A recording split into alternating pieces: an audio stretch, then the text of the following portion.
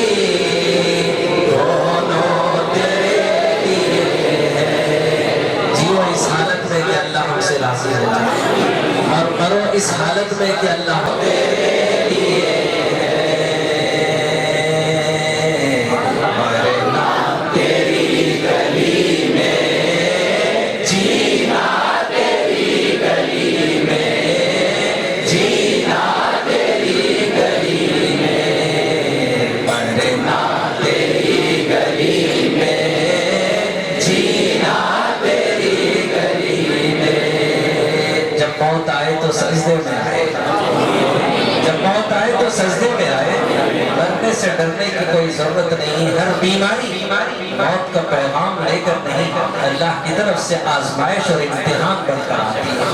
دیکھ لو آپ سب کہاں بیٹھے ہیں, کس حال میں بیٹھے ہیں اور کس جگہ بیٹھے ہیں.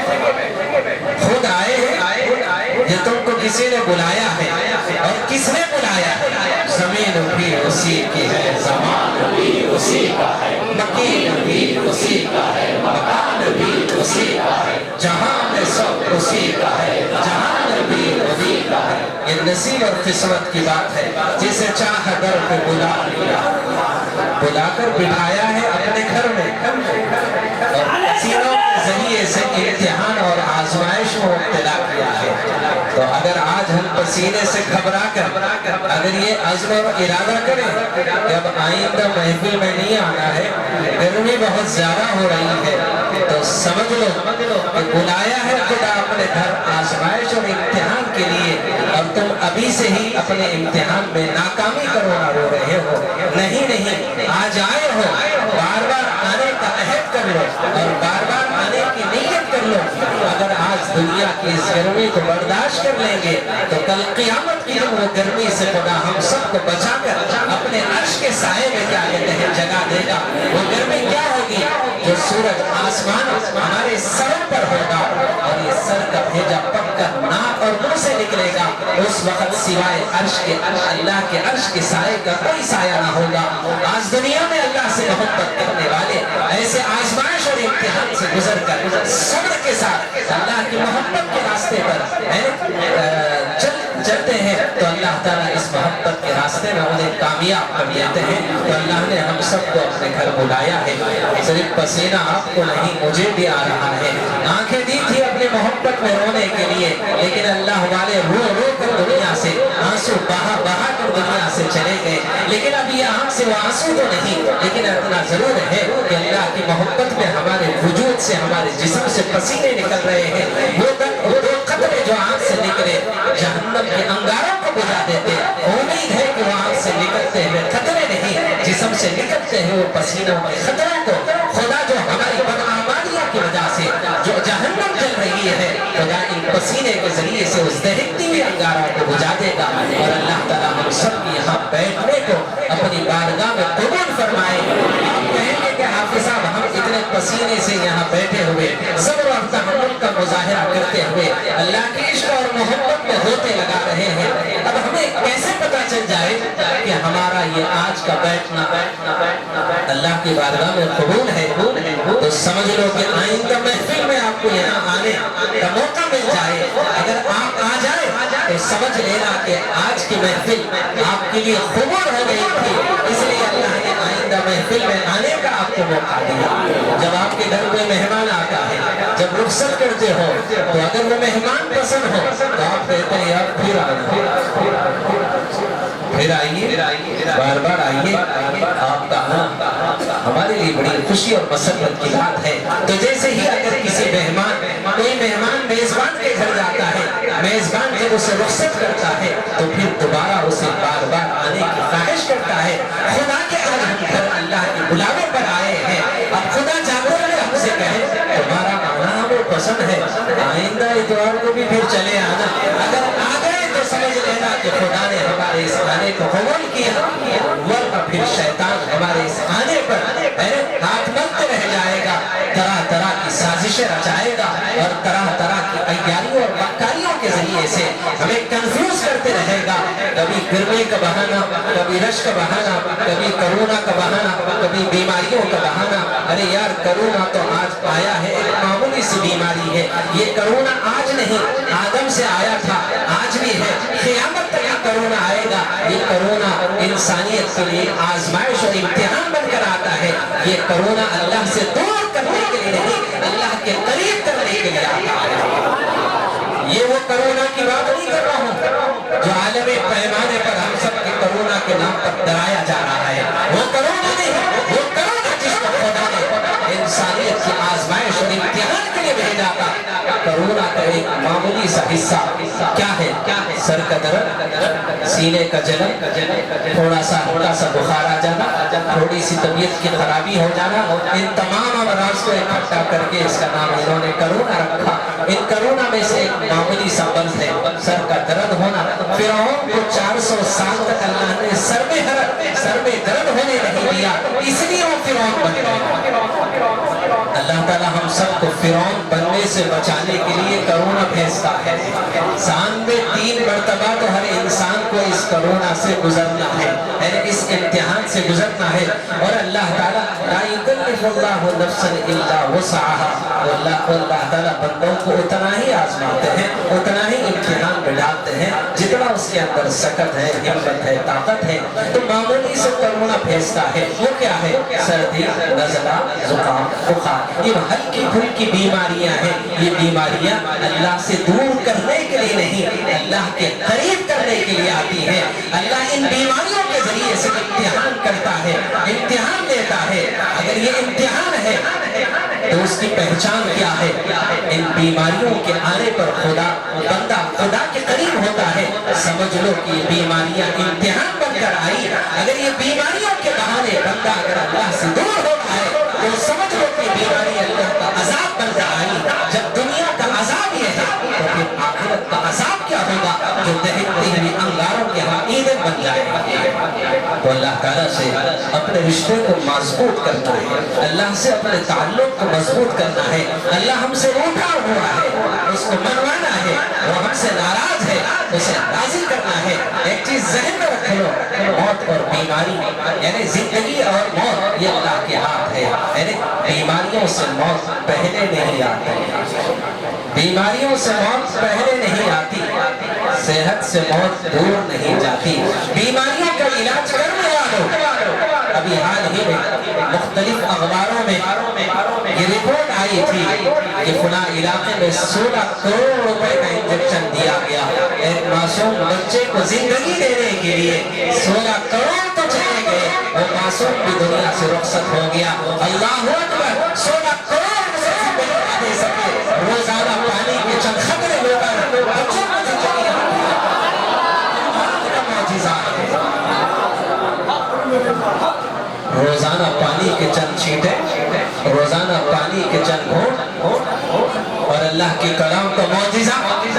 صرف گود میں دودھ پیتے بچوں کو نہیں, رینگتے ہوئے دوڑتا ہوں کہ نہیں, جوانوں کو, بوڑھوں کو, بچوں کو کیا کہتے ہیں بوڑھوں کو, اور جوانوں کو, عورتوں کو اور بوڑھوں عورتوں کو, اللہ سب کو یہاں پر اپنے کلام کے ذریعے سے شفا دیتا ہے. اور یہ بتا رہا ہے کہ بیماری اور صحت میرے ہاتھ میں ہے, کوئی طاقت اپنے اختیار میں نہیں رکھتی. ساری کائنات کو میں نے مخلوق بنایا, اور ایک ذات ہے جس کا نام اللہ ہے. وہ خالق ہے, وہ معبود ہے, وہ رب ہے, وہ رزاق ہے, وہ مختار کل ہے, وہ قادر مطلق ہے, اختیار رکھتا ہے جو چاہے کرنے پر. بیماروں کو صحت دینے والی ذات اللہ تعالیٰ کی ہے, اور بیمار کرنے والی ذات بھی اللہ تعالیٰ کی ہے. 16 کروڑ روپے کا انجیکشن دینے کے باوجود بھی سائنس اس بچے کو زندگی نہ دے سکی. لیکن آپ اندازہ لگاؤ, روزانہ کتنے ایسے بچے بوڑھے اور جوان مرکز خدمت قلب میں آتے ہیں. کہاں آتے ہیں؟ خدا کے انتخاب کے پاس آتے ہیں. کیوں آتے ہیں؟ قرآن کا معجزہ خدا یہاں دکھاتا ہے.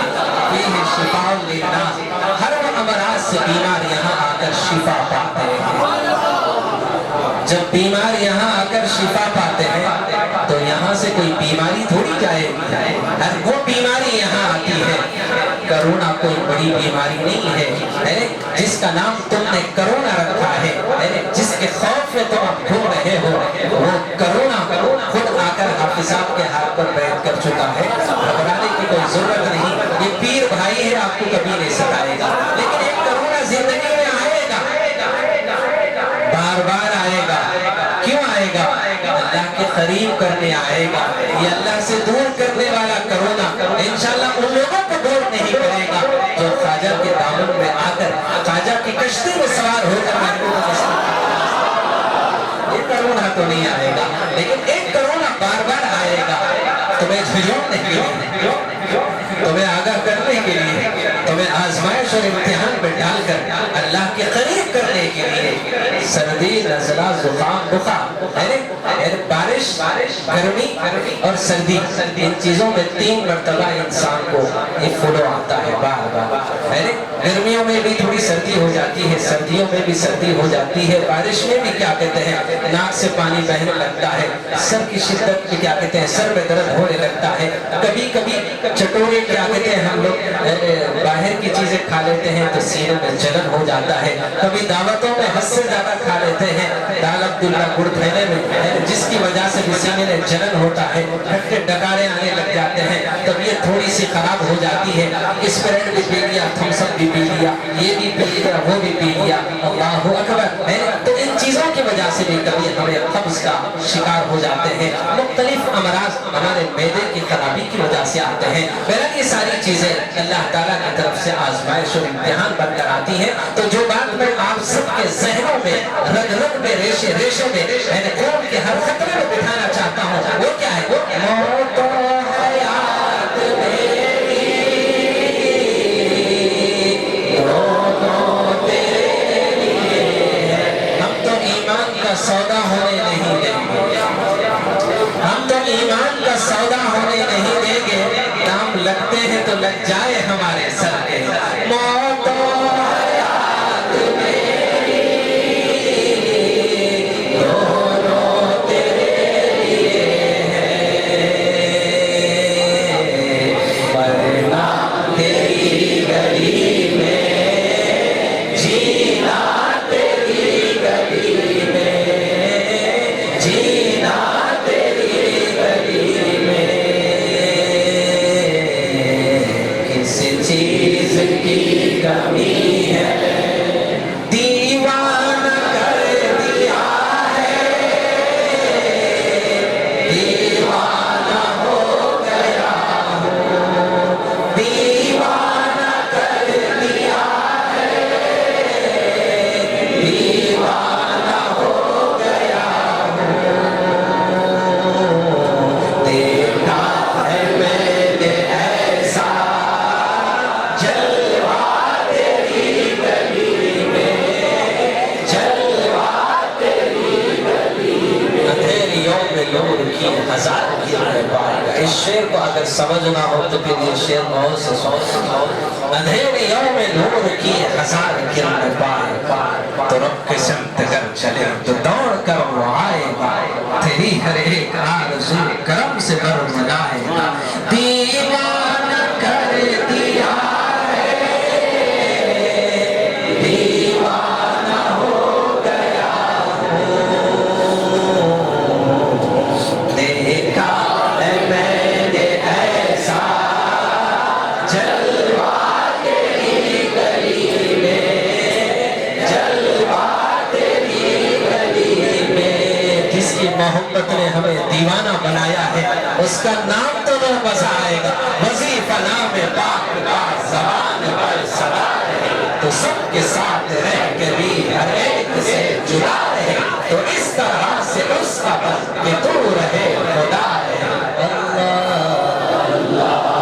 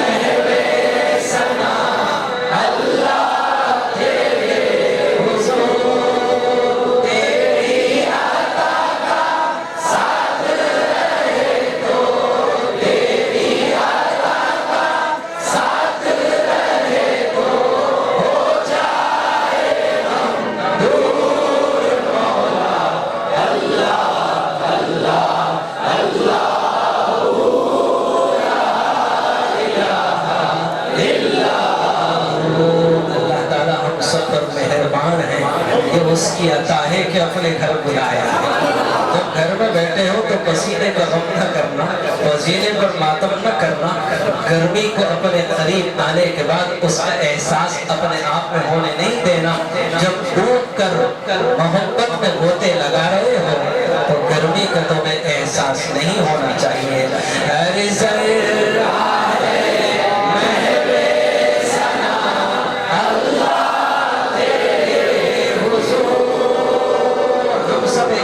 کے مالک بیٹھے اللہ تعالیٰ کی معرفت اور محبت میں اس کی بارگاہ اقدس میں ہاتھ پھیلا کر بیٹھے ہیں۔ جب پھیلائے ہیں اس سے مانگنے کے لیے تو اس راستے کی تھوڑی سی صعوبتیں اور تکلیفیں جو آزمائش بن کر ہمیں امتحان میں ڈال رہی ہیں، اس پر صبر کر لو، اس میں کامیاب ہو۔ حضور صلی اللہ علیہ وسلم کو قوم نے زخمی کیا، زخموں سے چور ہو کر آپ کعبۃ اللہ حرم میں بیٹھے ہیں، اتنے میں جبرائیل آتے ہیں اور اللہ تعالیٰ کا سلام پہنچاتے ہیں۔ تو آپ نے کہا جبرائیل دیکھو میری امت نے میرا کیا حال کر رکھا ہے۔ تو جبرائیل نے کہا یہ اللہ تعالیٰ کی محبت کا راستہ ہے، ان کانٹوں کی چبن کو آپ کو برداشت کرنا ہوگا۔ جب نبی زخمی ہو کر بیٹھے ہیں اور اللہ تعالیٰ سلام بھیج کر خیریت پوچھتا ہے، اور جب زخمی میرے محبوب کہتے ہیں دیکھو میرے امت نے میرا کیا حال کر رکھا ہے، تو جبرائیل کہتے ہیں یہ اللہ کی محبت کے راستے کی آزمائش ہے، اس امتحان میں آپ کو صبر کرنا ہوگا۔ تو اللہ کی محبت میں ہم اللہ کے گھر میں بیٹھے ہیں، یہ پسینوں کا نکلنا ہمارا امتحان ہے۔ نبی طائف میں زخمی ہو کر زخموں سے چور ہوتے ہیں، جب بے ہوش ہو کر ہوش میں آتے ہیں، خدا آپ یہ امتحان لے رہے ہیں میرا، تو مجھے صبر دیجیے، اگر میری خطاؤں کی سزا ہے آپ مجھے معاف کر دیجیے۔ نہیں خدا جس کو اپنا قریب کرنے چاہتا ہے اتنا ہی آزمائش اور امتحان میں ڈالتا ہے۔ لیکن اللہ تعالیٰ ہم سب کو اپنا قریب کرنا چاہ رہا ہے، چاہتا تو کہیں اے سی کے ایریے میں بٹھا کر ہمیں اپنی یادوں میں بٹھاتا، اے سی میں بیٹھ کر یاد کرنا کمال نہیں، گرمی میں بیٹھے پسینے نکلتے رہے خدا کی یاد میں ڈوب جانا، یہ سب سے بڑا عشق ہے۔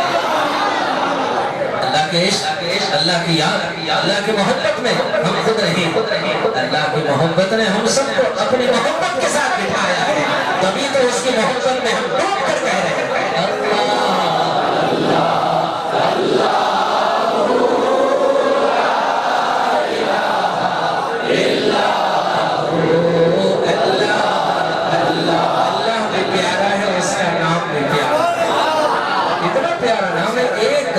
مرتبہ 1 کروڑ مرتبہ اللہ کہے۔ خدا کی قسم مشک اور زعفران اور عنبر سے اس منہ کو دھویا جائے، پھر اس کے بعد کہا جائے اللہ، خدا کی قسم تب بھی اس کے نام کا حق ادا نہیں ہو سکتا ہے۔ لیکن جب اللہ بول رہے ہیں محسوس ہوگا، ایسا لگتا ہے کہ شہد بھی اگر منہ میں ڈال دے پھیکا ہو جائے گا، ہے اللہ کی محبت اور اس کے نام کے سامنے اللہ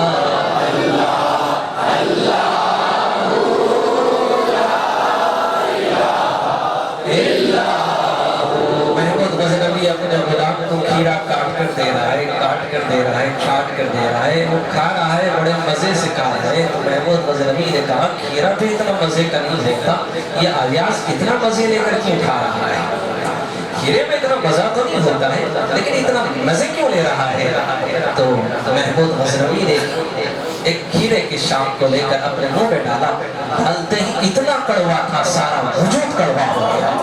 اس نے کہا کہ ایاز کھیرا اتنا کڑوا ہے پھر اتنے مزے لے کر کھا رہے ہو؟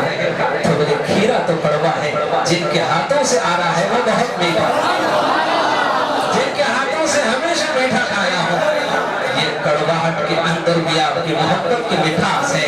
خدا سے محبت کرنے والوں مسجد میں بیٹھے ہو، گرمی ہو رہی ہو، جب تم خدا سے محبت کرتے ہو اپنے ذہنوں سے، اپنے دلوں سے، اپنے دماغ سے ان پسینوں کی نکلنے اور اس گرمی کے احساس کو ختم کر لو اور کہہ دو خدا تیرے محبت کو ڈھونڈ کر بیٹھا ہوں، یاد میں تیری سب کو بھلا دو، کوئی نہ مجھ کو یاد رہے، تجھ پر سب گھر بار لٹا دو، خانہ دل آباد رہے، سب خوشیوں کو ہاتھ لگا دو، ہم سے تیرے دل شاد رہے، سب کو اپنے نظر سے اپنے گرا دو، جس سے فقط فریاد رہے، صحرا میں تو ہے گلشن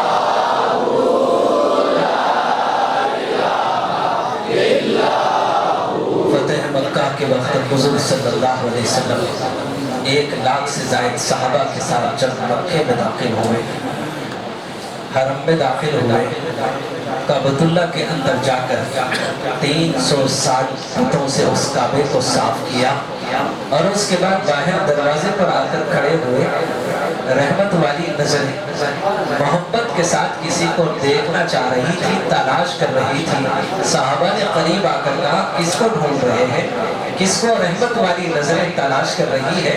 حضور نے کہا بلال کہاں ہے؟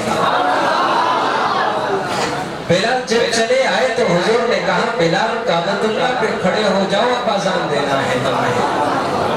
اللہ اکبر، غربت کا زمانہ تھا، جسم پر صرف سطر بلال کی چھپی ہوئی تھی، اوپر کا حصہ بھی ننگا تھا اور گھٹنوں سے نیچا حصہ بھی ننگا تھا۔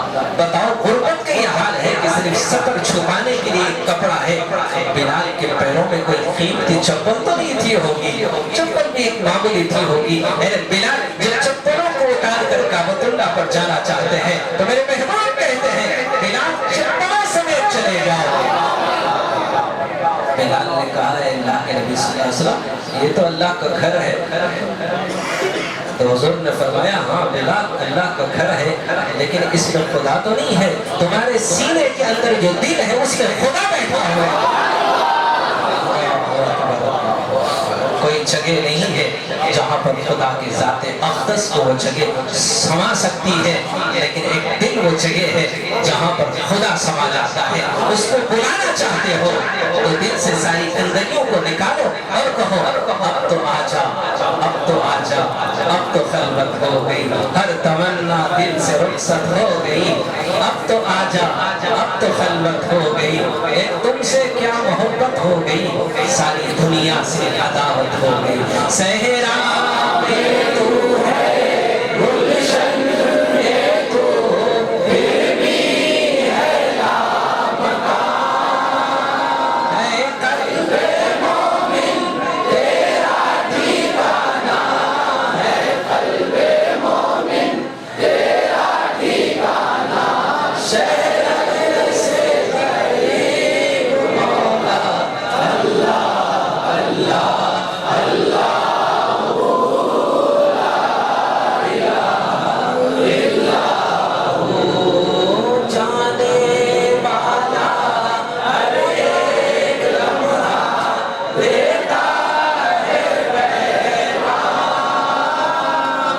سانچے میں اجل کے ہر گھڑی ڈھلتی ہے، سانچے میں اجل کے ہر گھڑی ڈھلتی ہے، ہر وقت یہ شمع زندگی جلتی ہے، آتی جاتی ہے سانس اندر باہر، یا عمر کے حلق پہ چھری چلتی ہے۔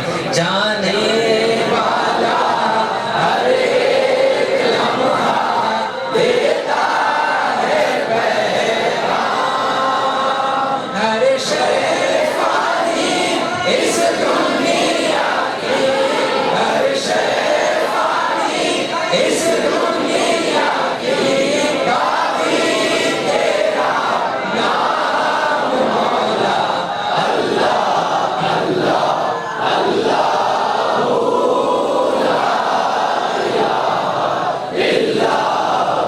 ہر موت کی نیند سونے والا جاتے ہوئے ہم سب کو یہ آگاہ کرتے ہوئے، احساس دلاتے ہوئے، سوئے لوگوں کو ہوشیار کرتے ہوئے یوں کہتا ہے فرش مقبل پہ اے سونے والوں،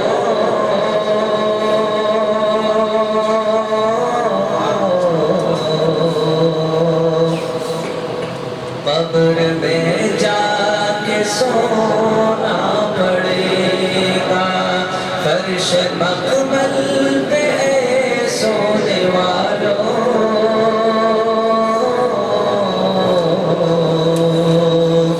قبر میں جا کے سونا پڑے گا، اپنے ایمان کا جائزہ لو،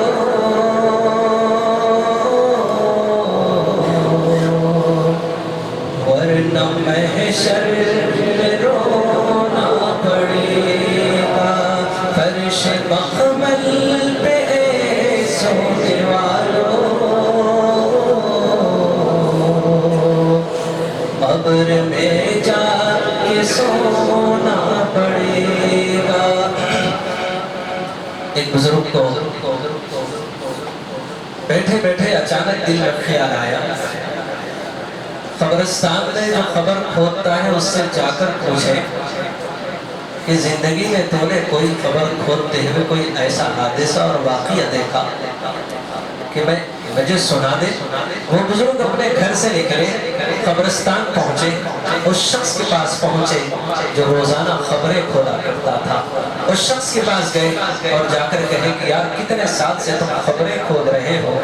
تو اس نے کہا قریب 20 سال 25 سال میرے قبر کھودتے ہوئے گزر گئے. بولے تم کیا کرتے ہو؟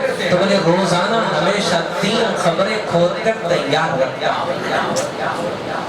روزانہ 3 قبریں, کیونکہ میرا پیشہ ہی یہی ہے, اسی کے ذریعے سے میں اپنا گھر بار اور اپنی زندگی کا گزر بسر کرتا ہوں.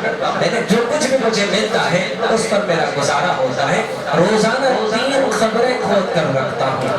تو بولے زندگی میں تمہارے ساتھ 20 سال میں کوئی ایسا واقعہ پیش آیا جو عبرت کا سامان بن جائے, عبرت کا نشان بن جائے؟ کیا تم نے اس واقعات کے ذریعے سے عبرت حاصل کیا؟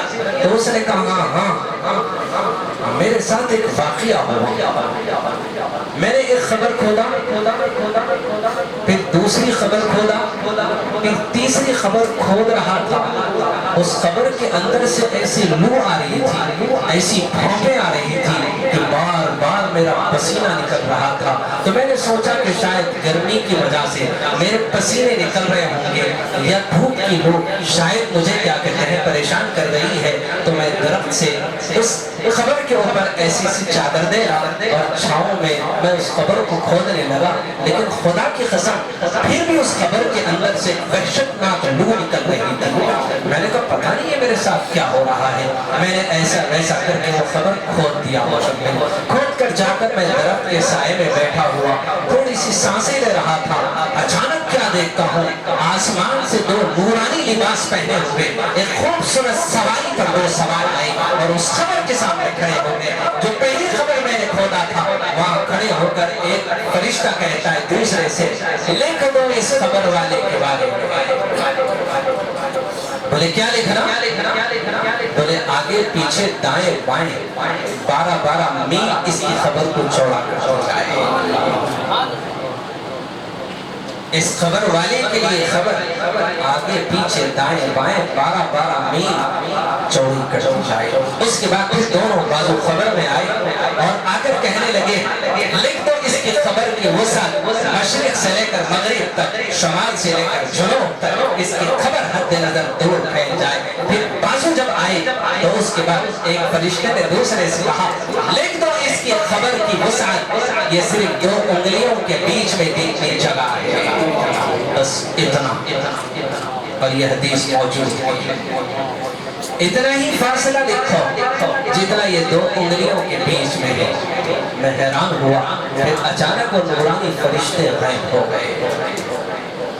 تھوڑی دیر کے بعد کیا دیکھتا ہوں کہ ایک جنازہ آتا ہے اور اسی خبر کے میں حوالے کرتا ہوں. اس سے پہلے کہ اس جنازے کو اس خبر کے حوالے کریں میں نے پوچھا کہ کس کا جنازہ ہے؟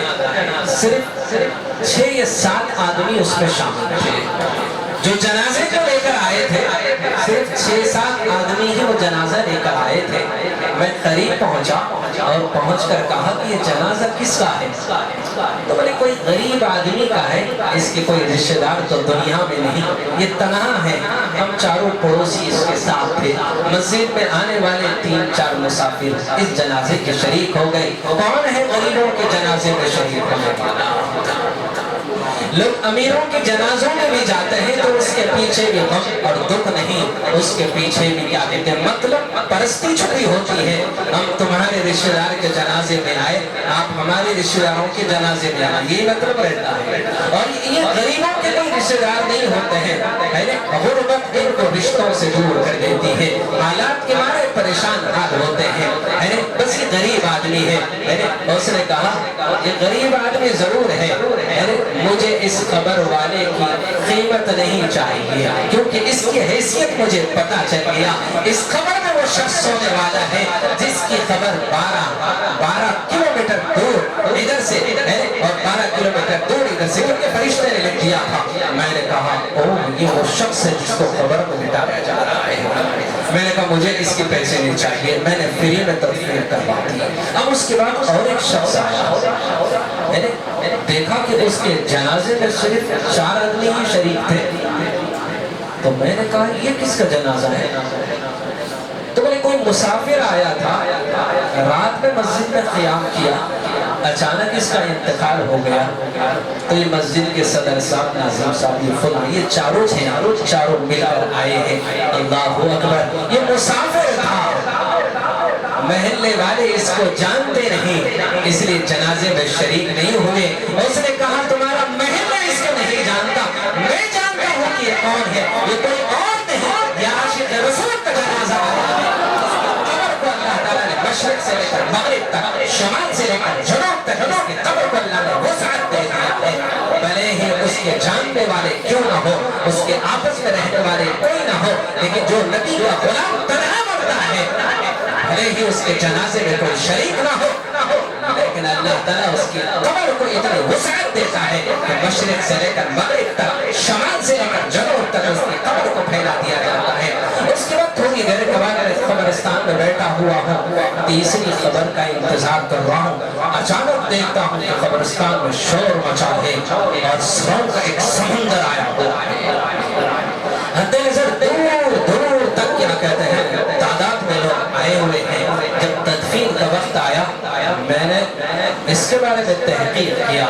यहाँ ख़वातीन बैठी हैं, गौर से सुन ले। जब उसकी तदफीन का वक्त आया तो मैंने तहकीक किया कि आखिर ये जनाजा किसका है। तो कहने लगे इस शहर का एक बहुत बड़ा मालदार आदमी है, उसकी बीवी का जनाजा है। जब दौलत आ जाती है, माल आ जाता है, तो अल्लाह से दूरी हो जाती है, अल्लाह से गफलत हो जाती है, अल्लाह की यादों से दूरी हो जाती है। अल्लाह ने धन और दौलत से इसे सब कुछ नवाजा था, लेकिन न नमाज पढ़ती थी, न रोजा रखती थी, न कुरान की तिलावत करती थी, न अपने ईमान पर कायम थी, बस दौलत के नशे में मस्त थी। उसने कहा अल्लाहु अकबर, जिसकी खबर को खुदा ने इतने तंग कर दिया है कि हड्डियां फसलियां एक दूसरे में घुसने वाली हैं। हज़रत अबू बकर सिद्दीक़ रज़ियल्लाहु अन्हु के ज़माने में एक जनाजा सामने आया और आप जनाजा नमाज पढ़ा रहे थे, अचानक कफन के अंदर कोई चीज़ की हरकत होने लगी, तो सहाबा की चीखें निकल गई, हैरान हो गए। करीब नमाज के बाद जाकर देखे, कफन का कपड़ा हटाए तो देखते हैं कि एक अजदहा है जिसके गले में लटका हुआ और उसे ढस रहा है। सहाबा उसे मारना चाहते हैं तो सांप इंसान की तरह बात करके कहता है खबरदार मुझे हाथ न लगाओ, मुझे उस खालिक ने भेजा है।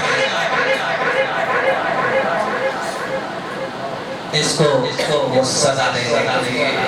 मैं खुद नहीं आया हूँ, मैं किसी का भेजा हुआ हूँ, खुदा ने मुझे इसके लिए भेजा है। बोले क्यों भेजा है, वजह क्या है? बोले 3 खामियां इसके अंदर थी जिसकी ये सजा भुगत रहा है।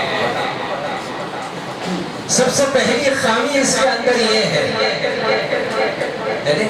कि अल्लाह से ये दूर हुआ करता था, अल्लाह की यादों से गाफिल था, अल्लाह की मोहब्बत के रास्ते से हटकर इसके दिल में दुनिया की मोहब्बत थी।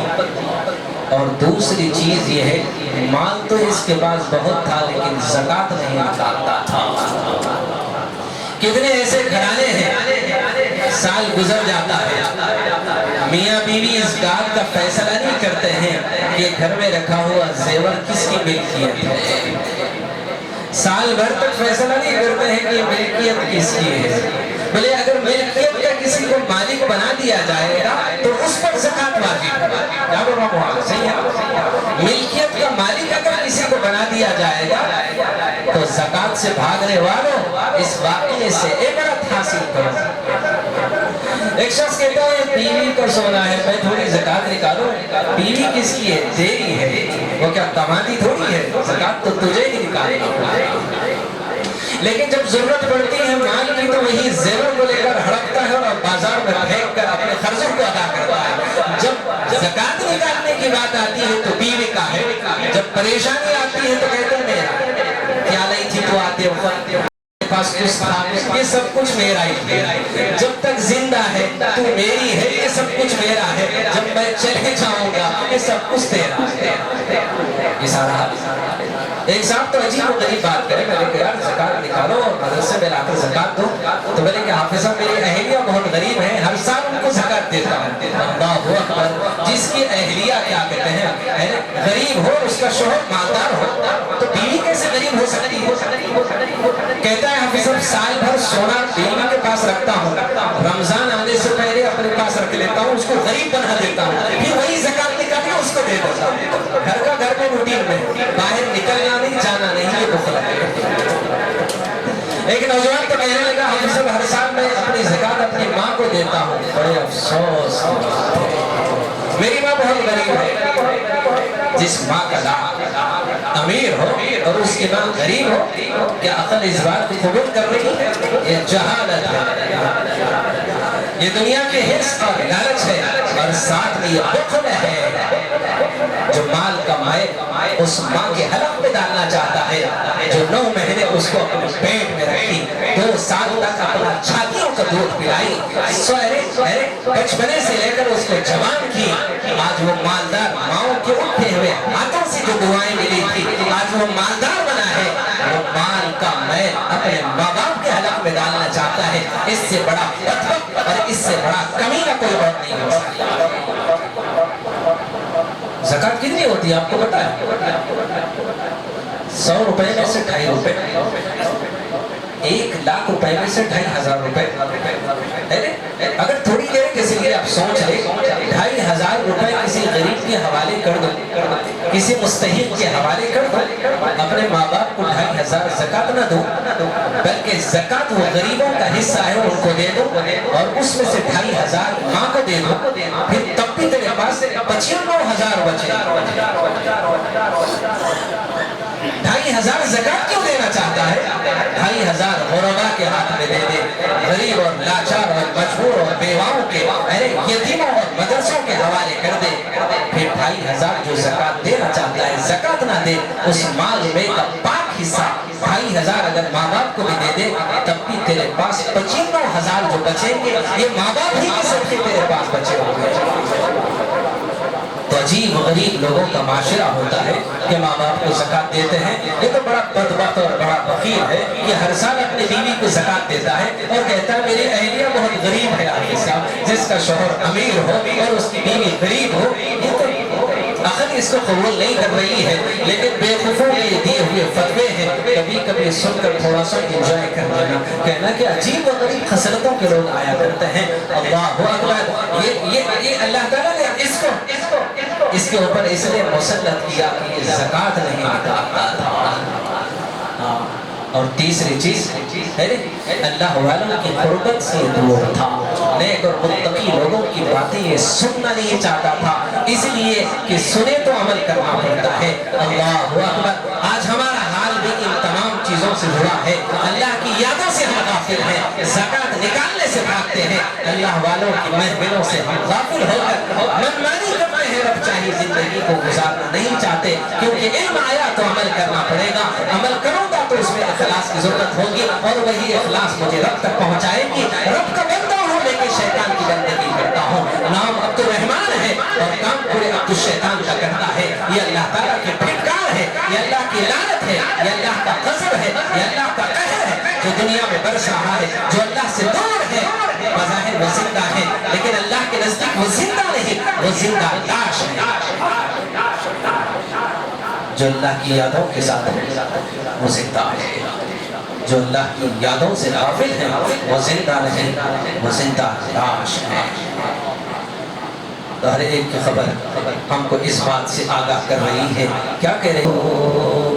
آج اگر اس گرمی کو ہم برداشت کریں گے اللہ کی محبت، اس کی رحمت کے قریب ہونے کے لیے نبی کے غلامی کا وعدہ اور وفا اور عہد کرتے ہوئے اگر یہاں سے جائیں گے، کل قبر کے اندر کی گرمی سے خدا ہمیں بچائے گا، ہماری خبر کو حد نظر دور تک وسعت دے گا، پھر جنت کی کھڑکیاں کھلوائے گا، پھر ٹھنڈی ٹھنڈی ہوائیں آئیں گی، جنت سے بسترا بچھایا جائے گا اور جنت کا خوبصورت لباس پہنایا جائے گا۔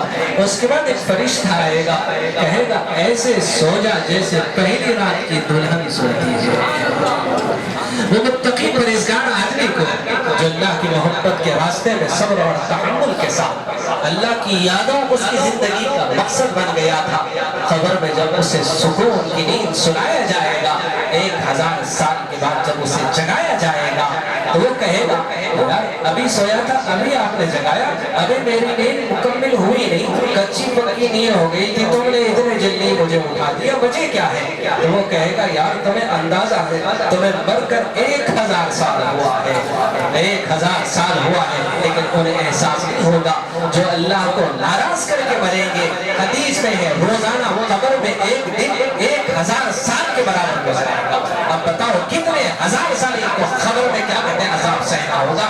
اللہ تعالی ہم سب کو اس قبر کے عذاب سے عذاب فرش مقبل پہ اے سونے والوں،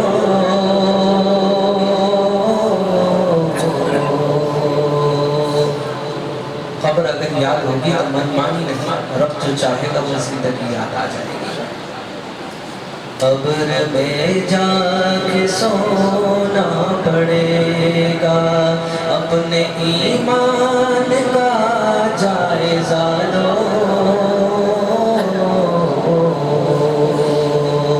ورنہ محشر میں رونا پڑے گا، چھوڑ کر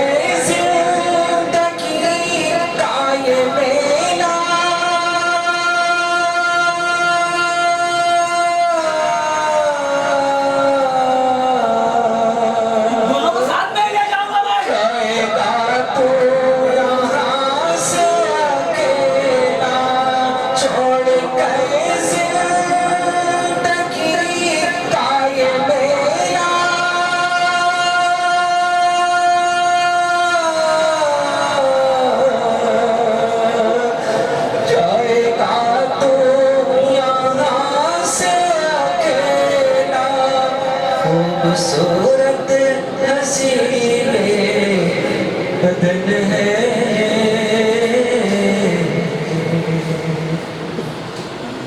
اس کو بے جان ہونا پڑے گا، خوبصورت حسین بدن ہے،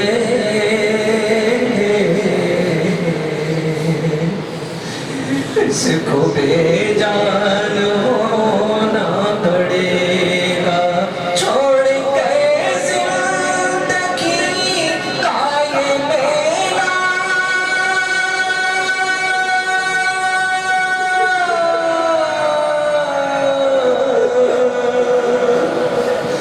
جائے گا تو یہاں سے اکیلا، خوبصورت بدن ہے،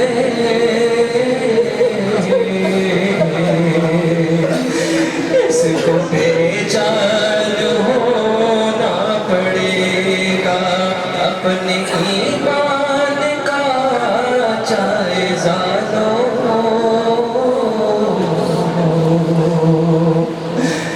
ورنہ محشر میں رونا پڑے گا، فرش مخمل پہ سونے والوں،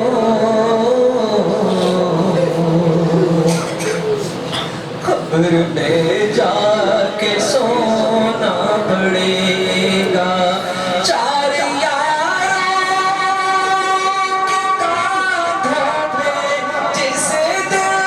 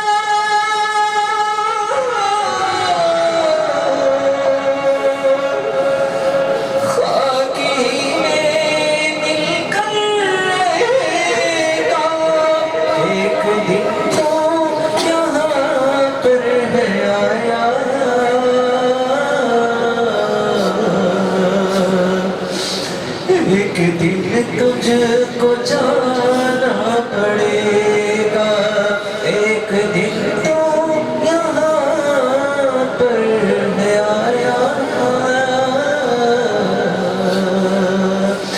ایک دن تجھ کو جانا پڑے گا، چار یار کی باتوں پہ جسے دل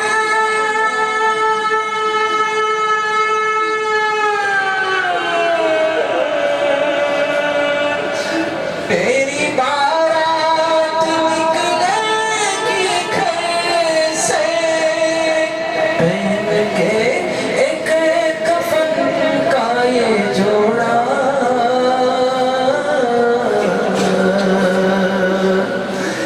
جب جنازے پہ ہونا پڑے گا، اپنے ایمان کا جائزہ لو،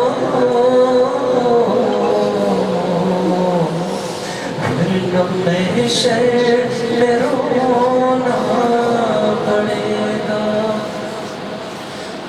بارگاہ رسالت معاف سے چلا شاہ تشریف کے سماعت کر لیں، اس لیے کہ وقت کافی ہوا ہے، آج بیعت بھی کرنا ہے، پھر انشاءاللہ موقع بموقع ایک ایک لفظ اور اشعار، اگر ایک ایک شعر پر تشریح کی جائے تو ساری رات گزر جائے، سارے عقلمند بیٹھے ہیں، صاحب سمجھ بیٹھے ہیں، تعلیم یافتہ ہیں اور نسبتوں کے ساتھ بیٹھے ہیں، خواجہ کی کشتی میں سوار ہیں، حضور صلی اللہ علیہ وسلم کے سچے اور پکے غلام بیٹھے ہیں، خدا اپنی معرفت اور محبت کا نور جب قلوب میں ڈلے گا، ایک ایک بات گھر میں جائیں گے، بسترے پر لیٹیں گے، خود بخود سمجھ میں آ جائے گا ان باتوں کا حاصل میرے لیے کیا تھا۔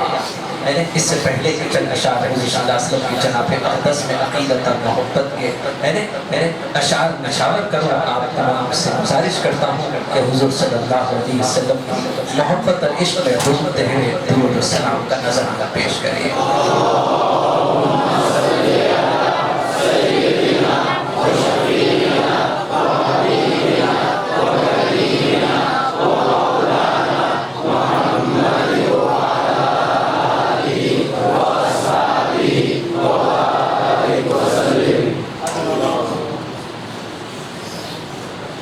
جو نبی سے میرے آشنا ہو گیا، جو نبی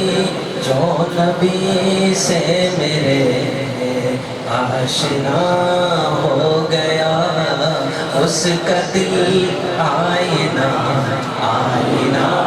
ہو گیا، جو نبی سے میرے آشنا ہو گیا، اس کا دل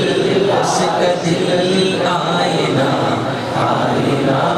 ہو گیا، کہہ رہا ہے خدا خود یہ قرآن میں، خود یہ قرآن میں کہہ رہا ہے خدا، جو نبی کا ہوا وہ میرا ہو گیا، جو نبی کا ہوا وہ میرا ہو گیا، آپ کے حسن کا معجزہ ہے عجب، آپ کے حسن کا معجزہ ہے عجب، معجزہ ہے عجب، آپ کے حسن کا جس نے دیکھا وہی آپ کا ہو گیا، جس نے دیکھا وہی آپ کا ہو گیا، جو نبی سے میرے آشنا ہو گیا، اس کا دل آئینہ ہو گیا، جس گھڑی آپ عرش معلا گئے، جس گھڑی آپ عرش معلا گئے، نور سے نور کا رابطہ گیا، نور سے نور کا رابطہ ہو گیا، جو نبی سے میرے آشنا ہو گیا، اس کا دل آئینہ نبی کے غلامی میں آ کر تو دیکھو ملے گا سکون آزما کر تو دیکھو نبی کے غلامی میں آ کر تو دیکھو ملے گا سکون آزما کر تو دیکھو ملے گی تمہیں دو جہانوں میں عزت ملے گی تمہیں دو جہانوں میں عزت چہرے پہ سنت سجا کر تو دیکھو چہرے پہ سنت سجا کر تو دیکھو ملے گا سکون آزما کر تو دیکھو چہرے پہ سنت سجا کر تو دیکھو نبی کے مکمل طور پر سنت کی ادائیگی دلوں کو اطمینان پہنچاتی ہے ظہر کی نماز سے پہلے 4 رکعت سنت ہے اگر 4 کے بجائے کوئی 2 پڑھ لے گا وہ سنت نہیں وہ نفل کہلائے گا میں سنتیں سے بھاگوں گا تو پھر نفیلوں کا اللہ کی یہاں کوئی اعتبار نہ ہوگا سنتوں کی ادائیگی واجبات کا پابند بنائے گی واجبات کا جب پابند بن جاؤں گا تو فرائض کی خدا ہمیں توفیق عطا فرمائے گا تو سنت رسول پر چلنا اللہ کے احکامات پر چلنا ہمیں آسان ہو جائے گا تو میرے کہنے کا مطلب ہے کہ 4 رکعت مکمل نماز پڑھنا یہ سنت کی اتباع ہے اور 2 رکعت پڑھنا یہ نفلی عمل ہے فل داڑھی رکھ لینا یہ سنت ہے تھوڑی تھوڑی داڑھی رکھنا یہ سنت کا مذاق ہے اس لیے میں نے بات کو سمجھانے کے لیے محبت کرنے والوں کو میں نے یہ درس دیا اور سبق دیا سمجھانے کے لیے آج نہیں کل بات ضرور سمجھ میں آ جائے گی جس قدر ہو سکا جس قدر کر سکا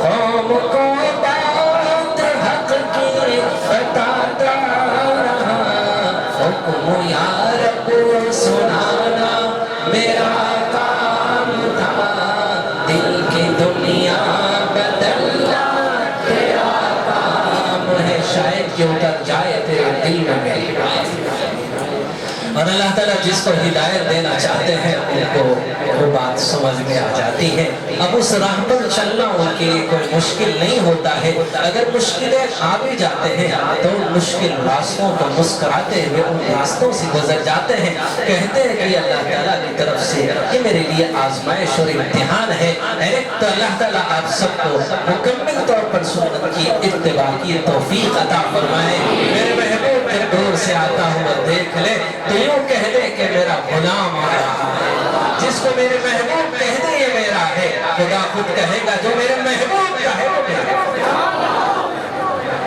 ملے گا سکون آزما کر تو دیکھو چہرے پہ سنت سجا کر تو دیکھو زیارت بھی ہوگی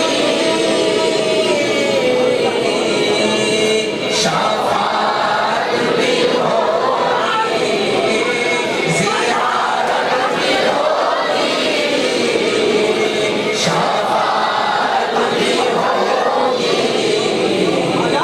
درودوں کے نغمے سنا کر تو دیکھو درودوں کے نغمے سنا کر تو دیکھو یہ درودوں کے نغمے کیا ہیں محمد الرسول اللہ ہے لیکن کلمہ نامکمل ہے ساری زندگی تم محمد الرسول اللہ کہو اقرار مردود ہے جب تک کہ تم لا الہ الا اللہ کا اقرار نہ کرو یہ محمد الرسول اللہ ہے درودوں کے نغمے سنا کر دیکھو اب لا الہ الا اللہ کیا ہے چہرے پہ سنت سجا کر تو دیکھو درود چہرے پر سنت رسول یہ لا الہ الا اللہ ہے اور درودوں کا پڑھ لینا یہ محمد رسول اللہ ہے ملے گا سکون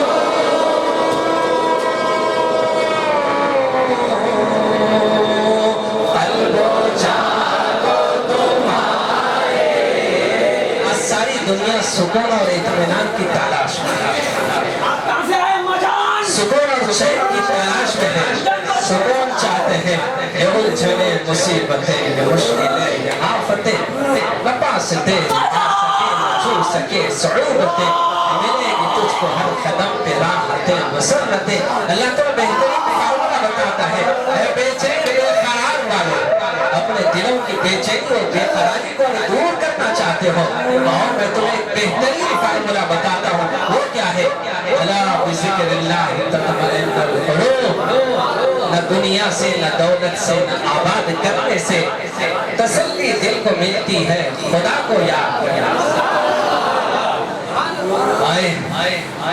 امریکہ میں زنا کو عام کر دیا گیا، اس لیے کہ لوگ سکون کی تلاش میں تھے، سکون کی تلاش میں رہنے والے اپنے بیویوں سے مطمئن نہ ہو کر بے چین بے قرار دل کو قرار پانے کے لیے کسی اور کی ماں اور کسی بہن کسی بیٹیوں کے ذریعے سے اپنے ارمانوں اپنی ضرورتوں اپنے خواہشات نفسانی کو پورا کرنے کے لیے آزادی کو انہوں نے عام کر دیا۔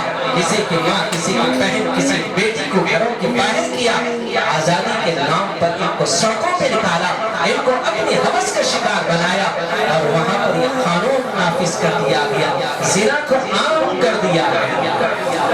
زنا کو اس لیے عام کیا گیا کہ بے چین بے قرار دل کو قرار مل جائے، اس پر بھی سکون نہیں ملا تو پھر کیا ہوا؟ سپریم کورٹ کے دروازے کو انہوں نے دستک دیا، عورتوں سے انہیں سکون نہیں ملتا، ایک مرد مرد سے شادی کرنا چاہتا ہے، وہی وبا کرونا کی طرح امریکہ سے ہوتے ہوئے ہندوستان پہنچی۔ ہندوستان کے مردوں نے بھی سپریم کورٹ کو جا کر دروازے کو دستک دیا اور کہا کہ مرد مرد سے شادی کرنا چاہتا ہے۔ بڑے افسوس کی بات ہے کہ سپریم کورٹ نے ان ایاروں اور بہتاروں خبیثوں کو اس بات کی اجازت دے دیا کہ مرد مرد سے شادی کر سکتا ہے۔ اب بتاؤ خدا کا عذاب نہیں تو کیا؟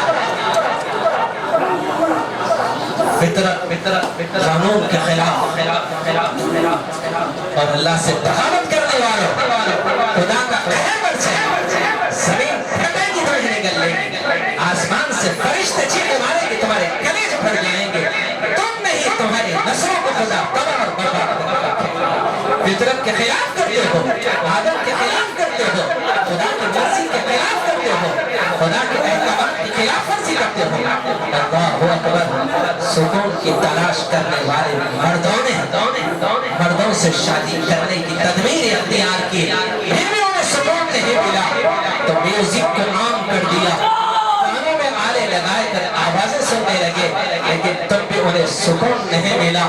اس کے بعد انہوں نے جسموں سے کپڑے اتار کر سکون پر کرنا چاہے۔ کتنے ایسے پاک امریکہ میں ہیں جہاں پر پورے جسم کے لباس اتار کر لوگ صرف اطمینان اور سکون کے خاطر پھرتے ہیں۔ بتاؤ ان کی وحشتناک یہ حالتوں کو دیکھ لو، یہ اپنے فطرت کے خلاف جا رہے ہیں، خدا سے بغاوت کر رہے ہیں۔ خدا سے بغاوت کرنے والوں وفاداری میں سکون ہے، بے وفائی تمہارے دلوں کے سکون اور چین کو چھین کے رکھے۔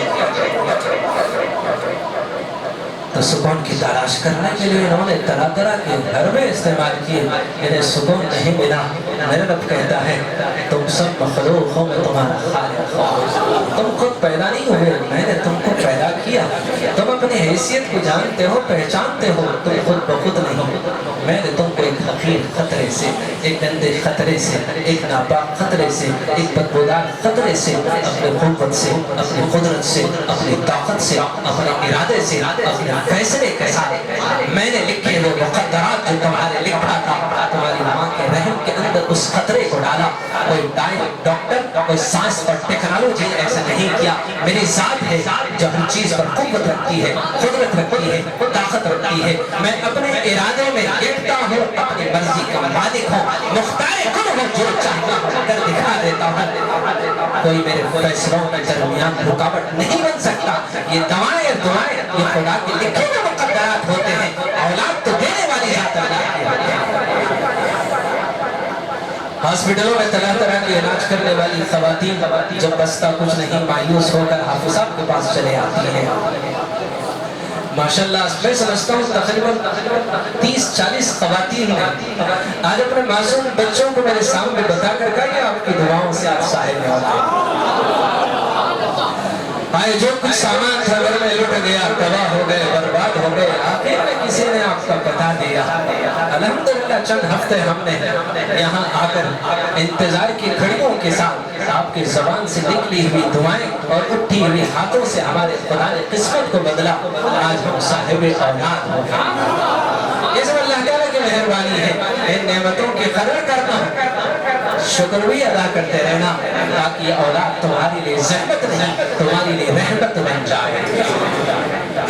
तो बेशुमार ऐसे बीमार, ऐसे अमराज, ऐसे परेशानियां जहां पर साइंस और टेक्नोलॉजी के पीछे भागकर अपनी मेहनत की कमाई पानी की तरह बहाते हैं, जब बस का कुछ नहीं। अब आया यार, ऐ यारा ले जा इस नाम मुराद में। इस शेर के साथ मैं आपको वाक़या सुनाता हूँ।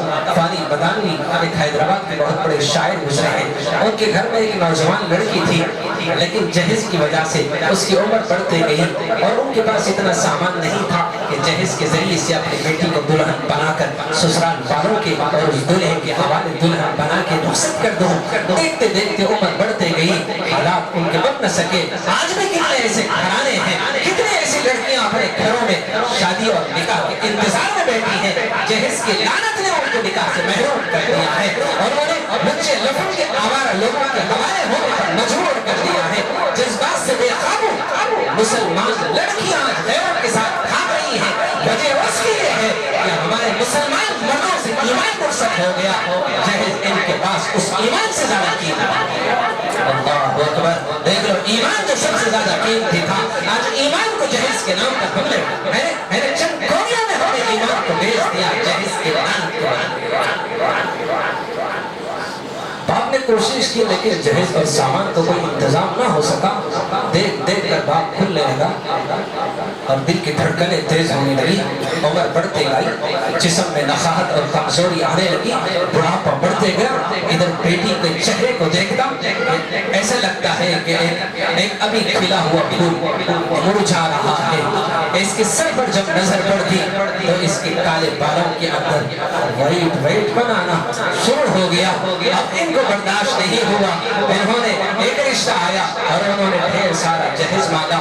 उस बाप ने अपने बेटी के खातिर उस मकान को फरोख्त कर दिया और उनके ख्वाहिश और उनके अरमान के मुताबिक जो कुछ उन्होंने मांगा था, ज्यादा नहीं सिर्फ थोड़ा दिया। मकान बेचने के बाद उनके अरमानों को उस बूढ़े बाप ने पूरा न कर सका। मकान बेचकर जितना भी जहेज आ सका बेटी के हवाले किया।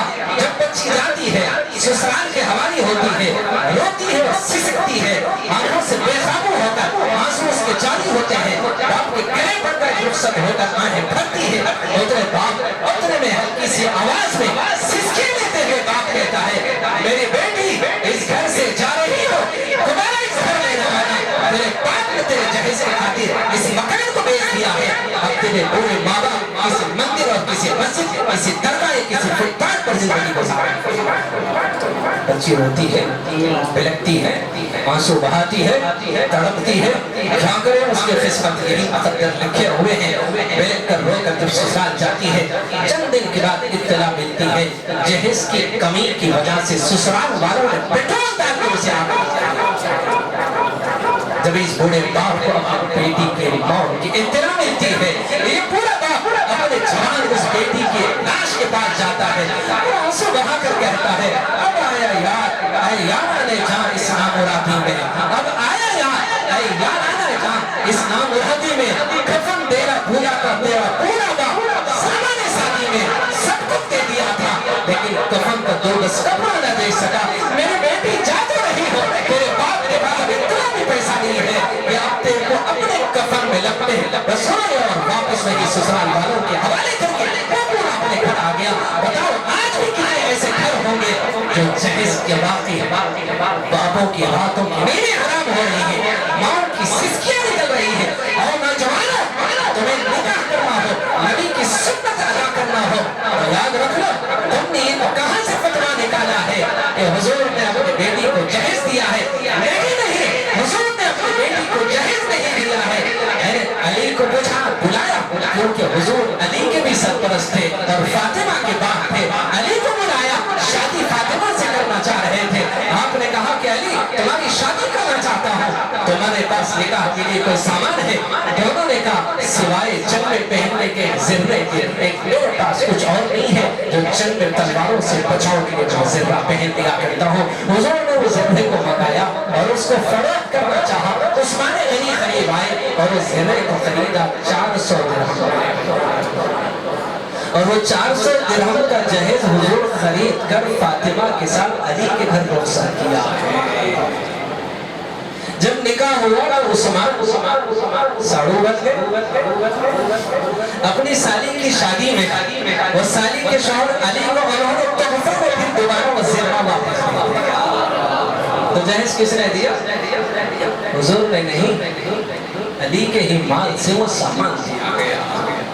تو اس کا مطلب ہے یہ لڑکی تمہارے گھر مکے والے بن کر آتی ہے, ہجرت کر کے آتی ہے, خدا کے حکم کے ساتھ سر جھکائے اپنے گھر سے آتی ہے. مکے کو چھوڑا, وطن کو چھوڑا, مال کو چھوڑا, رشتوں کو چھوڑا, اپنے اس گھروں کو چھوڑا جو در و دیوار میں اس کا بچپنا گزرا. حضور جب مکے سے ہجرت کر کے مدینے کی طرف جا رہے تھے, اب بار بار پلٹ کر اپنے شہر مکے کو دیکھ رہے تھے اور رو رہے تھے, آنسو بہا رہے تھے. آپ نے کہا کہ اے مکہ تو مجھے بہت زیادہ پسند ہے, لیکن کیا کروں, یہ میری مجبوری ہے, خدا کا حکم ہے. میں مکے کے ہر گلی سے پیار کرتا ہوں, مکے کے ہر در و دیوار سے پیار کرتا ہوں. کیوں نہ ہو جہاں پر ہمارا بچپنا گزرتا ہے, وہ یادیں ہم کو بوڑھے ہونے کے باوجود بھی اس جگہ جانے کے بعد ہماری وہ یادیں تازہ ہوا کرتی ہیں. تو جس طریقے سے حضور اللہ کے حکم کے ساتھ مکے کو چھوڑا, پھر اللہ کا حکم تھا تو صحابہ کو مکہ چھوڑنے کا حکم دیا. انہوں نے اللہ کے حکم کی خاطر مکے کو چھوڑا اور مدینے کی طرف ہجرت کیے. جب مدینے میں پہنچے تو مدینے والوں نے ان مکے سے آنے والوں کا استقبال کیا اور ان کی میزبانی کی, ان کے مہمان نوازی کی, اور ان کے بعد جو دائرہ تھی آدھی جائیداد, ان کی جائیداد میں آدھا حصہ ان کو وراثت میں آیا. اگر کسی صحابی کے پاس 2 بیویاں تھیں, 3 بیویاں تھیں, انہوں نے تینوں کو لائن سے کھڑا کیا. وہ مہاجر بھائی جو اللہ کے حکم کی وجہ سے مکے کو چھوڑ کر ہجرت کر کے آئے, ان کے سامنے کھڑا کیا اور کہا کہ میرے بھائی بتاؤ اس میں سے کون سی تمہیں پسند ہے, جو پسند ہے اس کو میں طلاق دے دوں گا, تم اس سے نکاح کر لینا. یہ مکے سے اللہ کی محبت میں نکلے, مہاجر بن گئے. مدینے والوں نے ان کے لیے پلکیں بچھا دیا, ان کے لیے سب کچھ قربان کر دیا, اور یہ مہاجر نہیں, یہ انصار بن گئے. وہ مہاجر بن کے آئے, یہ انصار بن گئے. وہ مہمان بن کے آئے, یہ میزبان بن کر ان مہمانوں کی قدر کیا. یاد رکھو ایک لڑکی بھی تمہارے گھر دلہن بن کے مکے والے بن کر آتی ہے, تم کو چاہیے مدینے والے بن کر تم ان کے ساتھ سلوک کرو. کبھی ہم نے کسی مہمان سے پوچھا کچھ لائے ہو؟ عجیب قسم کے میزبان ہیں, فقیروں کا سب سے اعلیٰ کیٹیگری ہے, انٹرنیشنل فقیر ہیں جو جہیز کے نام پر سسرال والوں سے بھیک مانگتے ہیں. نہیں بھائی, یہ یہاں کے فقیر نہیں ہے, سعودی عرب, دبئی, امریکہ, لندن انٹرنیشنل فقیر ہیں. یہ یہاں بھیک نہیں مانگتے ہیں, امریکہ لندن جا کے بھیک مانگتے ہیں. اور یہ معمولی فقیر نہیں, ایک فقیر آتا ہے بیچارہ جھولیاں لٹکائے ہوئے, تو ہم نیچے اوپر دیکھ کر بولتے ہیں شرم آیا, ہفتے کٹھے ہو جاؤ, منگلے سے نکلے جاؤ, محنت کرو. ایک فقیر کو تم یوں ہی جھولدار کی بھیجتے ہو, اسے شرم دلاتے ہو, آر دلاتے ہو. ایک فقیر تمہارے گھر شوٹ بوٹ پہن کے آتا, ٹائی میں لگا کے آتا, بہترین کاروں سے اترتے ہیں, دیوال خانے کے دروازے کھولتے ہیں, پھر ٹھنڈا پانی رکھا جاتا ہے, شربت رکھی جاتی ہے, مختلف لوازمات رکھے جاتے ہیں. پھر انٹرنیشنل فقیر سے کہتے ہیں آپ کے کوئی مطالبات ہیں تو ہاتھ میں ذرا لسٹ ہمارے تھما دیجیے. اللہ اکبر, یہ بھی بڑے بے حیا فقیر ہیں.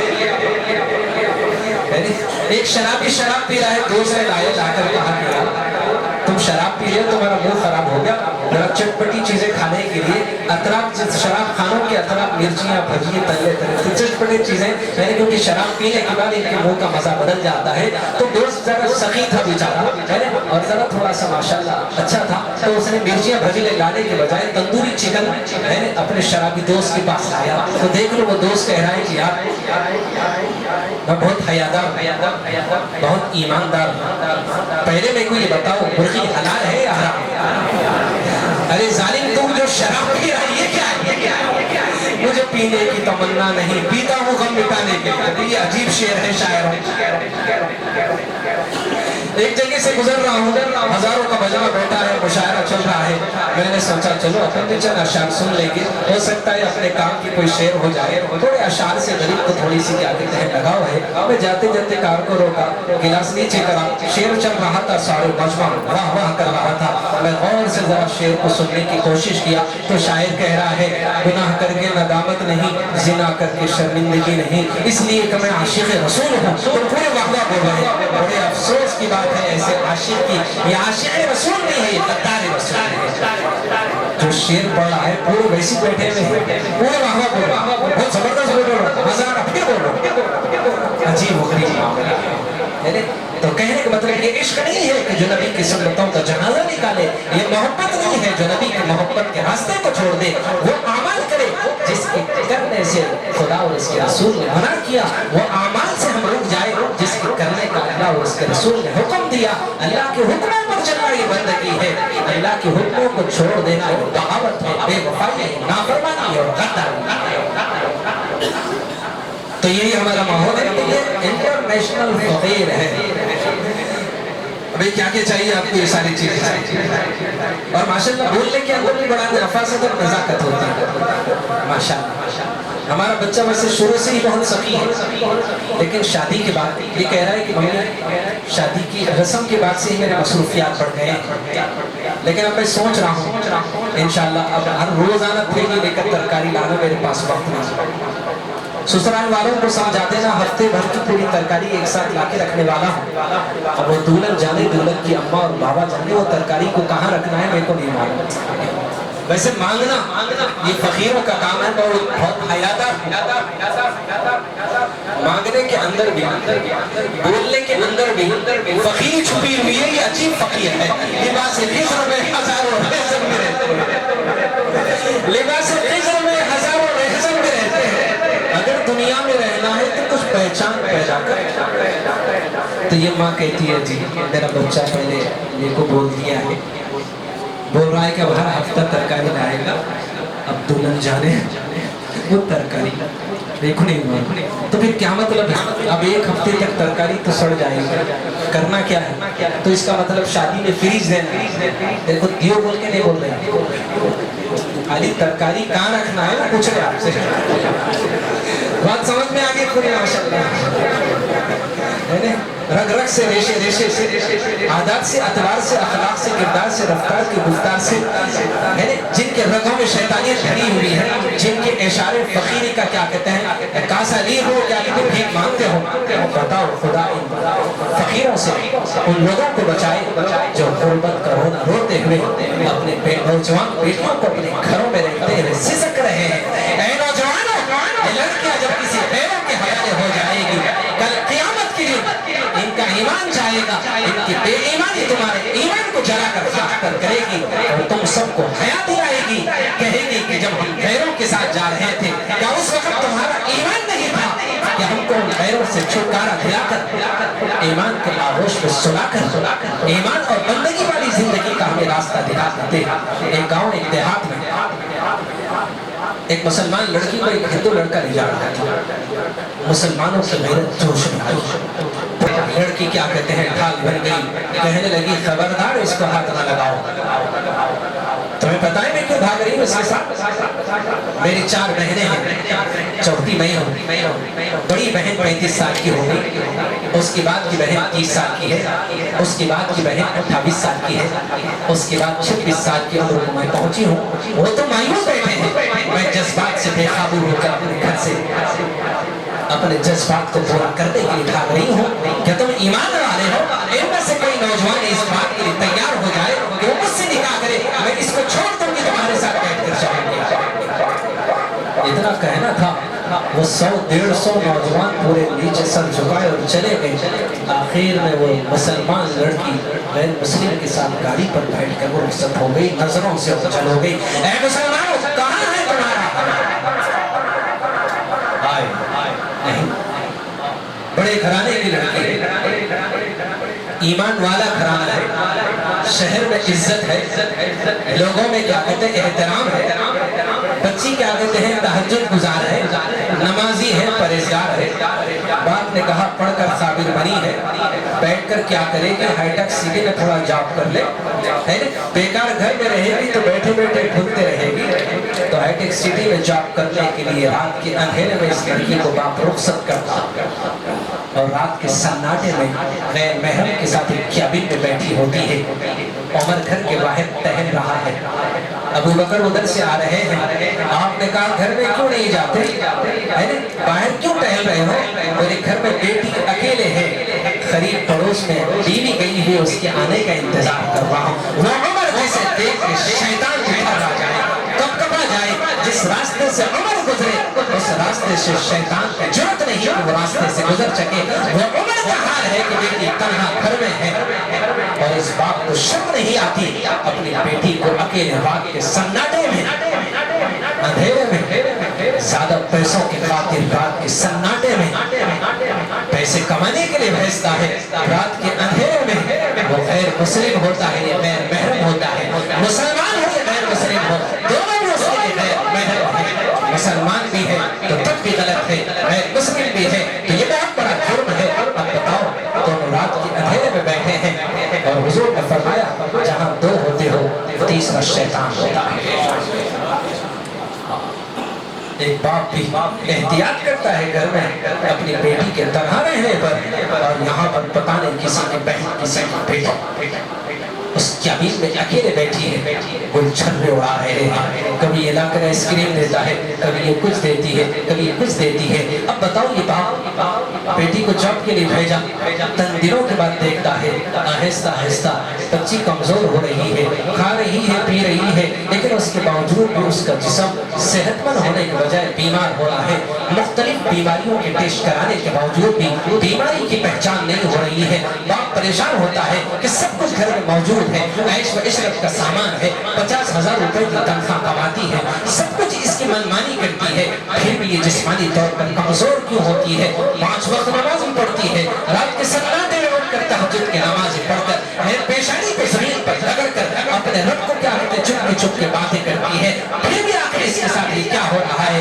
ایک دن ماں نے کہا سستے تو کر رہی ہے، کیا بول رہی ہے سستے میں؟ قریب گئی، سناٹا تھا، لائٹ بند تھی، سسکیاں لے رہی تھی، ماں قریب گئی اور سنتی ہے کہ بچی سستے میں جاتی ہے اور خدا سے کہتی ہے خدا میرا کرشنا سے جلدی شادی کروا دیجیے، اے اللہ کرشنا سے میری شادی کروا دیجیے۔ ماں نے جب سستے میں اس کی سسکیوں کو سنا، پیروں سے زمین نکل گئی، باپ کو جا کر اٹھائی، باپ تھوڑے مارنے لگا، آئے تہجد تو پڑھ رہی ہے اور رب سے کہہ رہی ہے عبدالرحمن عبدالرحیم سے نہیں، رام اور کرشنا سے میں شادی کرنا چاہتی ہوں، اس لیے کہ میرا دل اس پر فریفتہ ہو چکا ہے۔ کہاں جا رہے ہو؟ حضور صلی اللہ علیہ وسلم نے فرمایا جس کی 3 بیٹیاں ہوں جنت میں۔ ایک صحابی کو 2 بیٹیاں تھیں، انہوں نے کہا جس کو 2 تھا، آپ نے کہا وہ بھی جنتی۔ ایک صحابی تھوڑا سا ڈرتے سہمتے ہوئے گھبراتے ہوئے حضور صلی اللہ علیہ وسلم سے سوال کیا، ان لوگوں کے لیے سوال کا جواب ہے، ان کے لیے خوشخبری ہے، اگر وہ صحابی اگر حضور سے نہ پوچھے ہوتے تو ایک بیٹی والوں کو شاید خوشخبری نہ ملتی۔ وہ صحابی ڈرتے سہمتے گھبراتے ہوئے حضور کے قریب گئے اور جا کر گئے، اے اللہ کے نبی صلی اللہ علیہ وسلم جس کے پاس ایک بیٹی ہو اس کا کیا ہوگا؟ آپ نے کہا وہ بھی جنتی ہے۔ بیٹیاں جنت میں جانے کا باعث ہیں، جہنم سے بچاؤ کا ڈھال ہے۔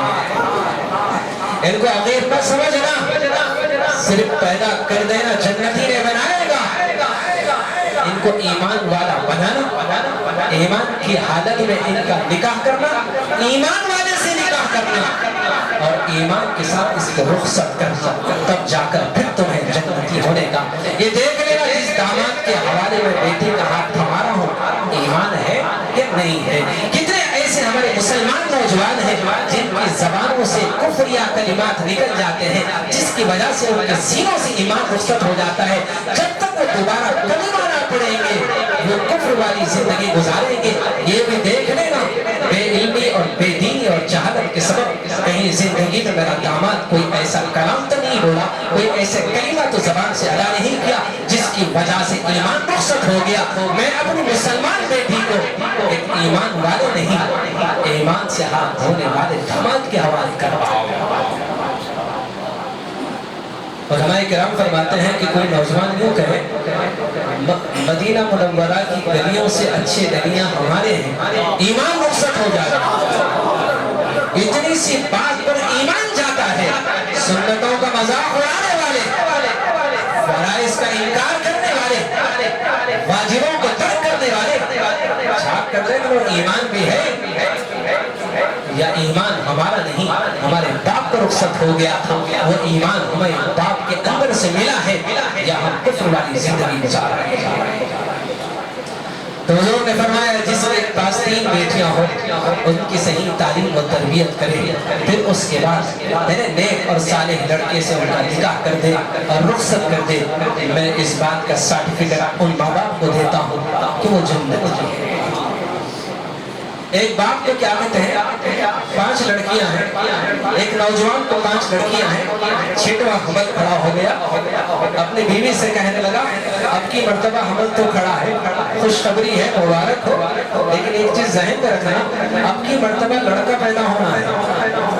अगर लड़की पैदा होगी जिस वक्त इत्तला मुझे मिलेगी हॉस्पिटल में आकर 3 तलाक तो मैं दे दूंगा। औरत अक्लमंद होती है, समझदार होती है, दानिशवर थी, कहने लगी कि जनाब लड़कों का पैदा करना मेरे इख्तियार में होता, लड़की का पैदा होना अगर मेरे इख्तियार में होता खुदा की कसम सारे लड़के ही पैदा कर देती, लेकिन मेरे हाथ में थोड़ी है, न तुम्हारे इख्तियार में है कि लड़के पैदा हो, न मेरे इख्तियार में है लड़कियां पैदा हो। ये अल्लाह ताला की तरफ से लिखे हुए फैसले और मुक़द्दरात होते हैं। जो अल्लाह के फैसलों के सामने सर झुकाता है उसी का नाम मुसलमान होता है। लेकिन वो बुद्धू दिमाग का था, उसके सर के अंदर भेजा नहीं, गोबर भरा हुआ था। वो समझाते रहा, लेकिन फिर भी वो समझाती रही, लेकिन फिर भी वो समझ ना सका। यहाँ तक कर रो रो कर सिस्कियाँ लेकर वो सो जाती है। फिर उसका शोहर भी सो जाता है। अचानक रात में वो ख्वाब में देखता है कि जहन्नम का एक दरवाजा खुलता है और जहन्नम से एक लंबी गर्दन वाला एक जानवर निकलता है, इसे पकड़कर जहन्नम की तरफ ले जाता है। इससे पहले कि इसे जहन्नम में फेंक दे, लड़की दौड़ते हुए आती है, अपने बाप का हाथ थाम लेती है और वो जानवर चला जाता है और जहन्नम में जाने से बाप बच जाता है। फिर दूसरा जहन्नम का दरवाजा खुलता है, एक जानवर अंदर से निकलता है, एक फरिश्ता अंदर से निकलता है और इसे मुंह की बल घसीटते हुए जहन्नम की तरफ ले जाता है ताकि इसे जहन्नम के हवाले कर दे। बेटी दौड़ते हुए आती है, अपने बाप का हाथ थमाती है। बेटियां जहन्नम में जाने का बाइस नहीं, जन्नत में जाने का वास्ता है। जहन्नम से बचाव का ढाल है, ढाल बन के खड़े हो गई। फरिश्ता वापस चला गया, तीसरा दरवाजा खुलता है, फिर फरिश्ता निकलता है, इसे जहन्नम में फेंकना चाहता है। तीसरी बेटी आती है, बाप को बचा लेती है। चौथा दरवाजा खुलता है, फरिश्ता निकलता है, इसे जहन्नम में डालना चाहता है। फिर चौथी बेटी आती है, बाप को जहन्नम में जाने से बचाती है। फिर पांचवा जहन्नम का दरवाजा खुलता है, इससे पहले कि दहकती हुई अंगारों का इसे ईंधन बना दे। 5वीं बेटी दौड़ती हुई आती है, इसे जहन्नम में जाने से बचाती है। सुन लो, हदीस में है कि जहन्नम के 6 दरवाजे, 5 दरवाजों की बेटियां तो ढाल बन गई, 6वां दरवाजा खुलता है, फरिश्ता निकलता है, मुंह के बल घसीटता है। अब इसके पास बचाव के लिए कोई बेटी नहीं है। वो चीख मारता है, वो तड़पता है।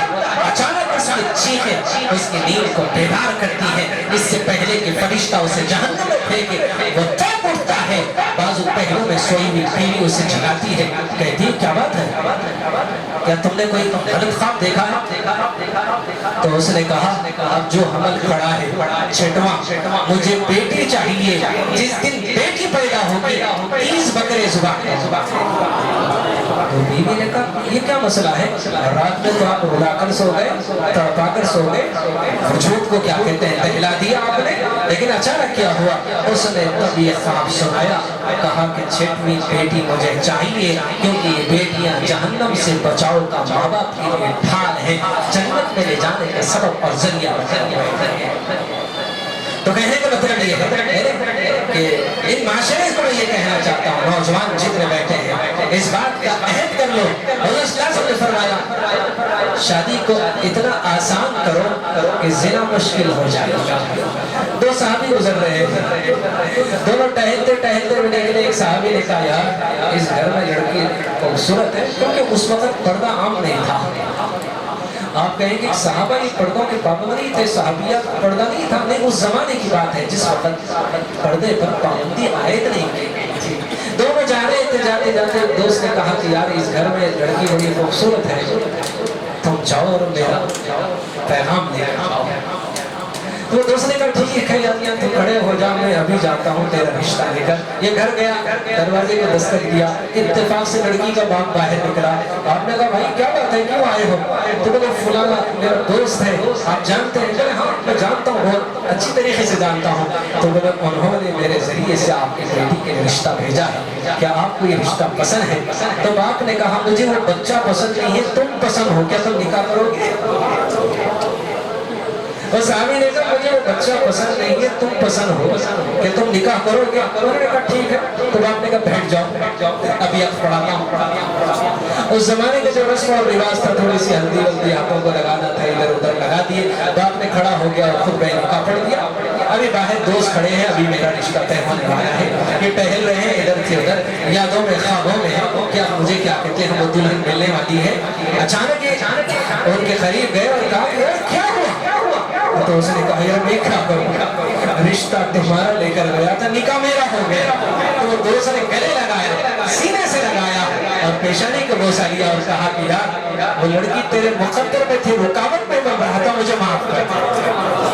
اگر اس زمانے میں کبھی ہو جائے تو خون خرابہ ہو جائے، تلواریں نکل جائیں گی، بٹرا ہو جائیں گے، مگر سارا رشتہ میرا ہے اور خود جا کے نکاح پڑتا ہے، دیکھ لوں گا، اس کے باپ کو بھی سناؤں گا، اس کی ماں کو بھی سناؤں گا، پورے خاندان کو کیا کہتے ہیں موت کی نیند سنا دوں گا، خود بھی مروں گا، دونوں کو لے کے مروں گا۔ حضور نے فرمایا نکاح کو آسان کرو، زنا مشکل ہو جائے۔ حضور صلی اللہ علیہ وسلم ایک صحابی رسول آتے ہیں اور کہتے ہیں اللہ کے نبی صلی اللہ علیہ وسلم میری بہن جوان ہے، حسین ہے، خوبصورت ہے، متقی ہے، پارسا ہے، پرہیزگار ہے، ذاکرہ ہے، صابرہ ہے، شاکرہ ہے، عابدہ ہے، زاہدہ ہے، بڑی نیک ہے، اور آپ کے قربت اور آپ کی صحبت میں کبھی کبھی آئی ہے۔ ایمان کی وہ اس کے اندر حلاوت اور لذت ہے کہ ہمیشہ ذکر و اذکار میں مشغول ہوتی ہے اور حسین اور خوبصورت بھی ہے، اس کے لیے کوئی لڑکے کا بھی انتخاب کیجیے۔ حضور نے فرمایا کہ تمہیں بلال پسند ہے؟ وہ صحابی خاموش ہو گئے، مطلب پسند نہیں چلے گئے۔ دوسرے دن پھر آئے اور کہے کہ اے اللہ کے نبی صلی اللہ علیہ وسلم میری بہن جوان ہے، اس کے لیے کسی لڑکے کا انتخاب کیجیے۔ تو آپ نے پھر کہا کیا تمہیں بلال پسند ہے؟